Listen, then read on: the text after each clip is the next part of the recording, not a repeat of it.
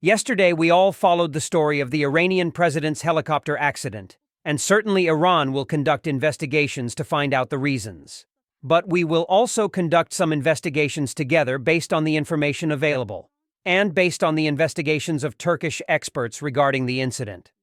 On May 19th, the Iranian president headed with a delegation consisting of the Minister of Foreign Affairs and Iranian officials in 3 helicopters to Azerbaijan to open the Gizgalasa Barrage Dam, which is located in Azerbaijan. While returning by helicopter, his helicopter suffered a mysterious accident, and finally, the death of everyone in the helicopter was announced. Okay, why did the president go? The Iranians originally went to Azerbaijan in order to open a dam. And what is Iran's relationship with a dam in Azerbaijan? The most important question of all is, why does a head of state go to another country using a helicopter instead of using a plane? For those who do not know the Gizgalasa Barrage Dam project, it is that the dam area borders Iran and was subject to the Soviet Union before the declaration of Azerbaijan's independence. The project was developed in 1977 under an agreement between Iran and the Soviet Union to benefit from hydroelectric energy. After the independence of Azerbaijan, and during the president's first visit, the Azerbaijani Haydar Aliyev came to Iran in 1994. The first issue that Iran wanted to reach an understanding with Azerbaijan was the issue of the dam. At that time, a memorandum was signed on the implementation of the project. In 2016, an agreement was signed to build the dam jointly between Iran and Azerbaijan and to jointly benefit from the dam's resources. In 2024, the construction of the dam was completed, and the Iranian president went to Azerbaijan to inaugurate an important historical event for Iran since 1977. If we explain the reason for the Iranian president's visit to open the Azerbaijani dam, is it possible to explain the secret of the Iranian president's travel to another country using a helicopter instead of a plane? Was this the only solution? Some may explain this by saying that there is no Azerbaijani airport close to the location of the dam, and the Iranian president may have to ride long-distance transportation within Azerbaijan to reach the dam. This explanation is relatively correct if we explain where the Iranian president's helicopter took off from.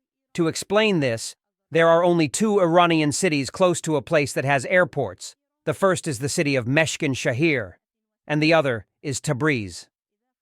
The distance between Meshkin-Shahir and the dam site is approximately 105 kilometers by helicopter, and the distance between the city and the nearest Azerbaijani airport is approximately 120 kilometers. So, did the helicopter take off from this city or from Tabriz? I will answer you this question. Since the governor of East Azerbaijan is present in the helicopter and in front of Tabriz, and since the site of its crash is in the Songun region, this confirms that it is heading to Tabriz, because if it was heading to Meshkin-Shahir, it is impossible for it to pass over the Songun region. This means that the helicopter went to Iran from Tabriz and returned in the same way, its route to Tabriz. This takes us to the next question. If the helicopter took off from Tabriz and then returned from the dam to Tabriz, is it obliged to pass through the same place? Is there another alternative for the Iranian president to go to Azerbaijan without going by helicopter? In fact, according to the location of the dam and Tabriz, this is the closest shortcut to Tabriz.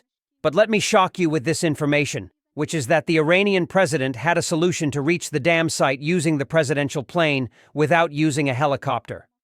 Yes, there is an airport in southern Azerbaijan called Zangilan Airport, and it is not far from Tabriz Airport, is only 115 kilometers away. The distance between the airport and the site of the dam opening by car is only 30 kilometers. More importantly, if the plane goes, the plane will take a different route to reach Zangilan Airport, which means it will not pass over the Songun area where the helicopter crashed. But the information I recently obtained is that the Iranian president did not stop opening one dam, but 2 dams in Azerbaijan, with a short distance between them. Perhaps this is what makes it likely that he used the helicopter. Okay, is it possible to shoot down the helicopter remotely, especially since it is American-made and uses American-made GPS? Technically, it is possible, but according to the Iranians, they have succeeded in installing local software on the helicopter. Okay, let's say that. Why is a helicopter that is more than 40 years old being allocated? For the president, while alternatives exist. Analysis of retired Turkish pilots and military experts of the helicopter crash. Turkish military analyst, Colonel İray Kaşalar. I, along with experts from my friends who specialize in investigating aircraft accidents, examined the photos we obtained from the crash. We found strange cases. The president's helicopter was flying in the middle of the protection helicopters, with a minute of separation between the helicopters. If the accident, the helicopter collided with the mountain. The protection helicopter was supposed to collide first. The second strange thing is the signal transmission system in the helicopter. Either it does not exist, or the pilot closed it. We have obtained confirmed information that since it flew from the dam site, it was not sending signals to the center.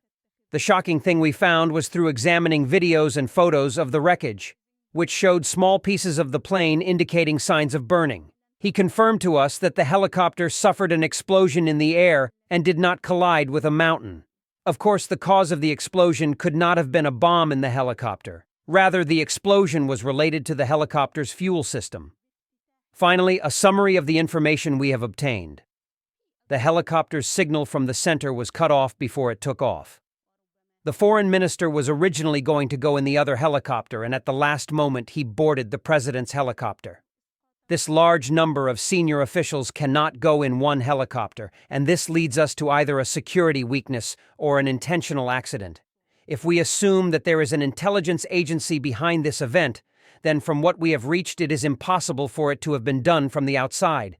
Rather, the work indicates that there is a very senior person behind the event, or a person affiliated with an intelligence agency working in a senior position who is behind the incident.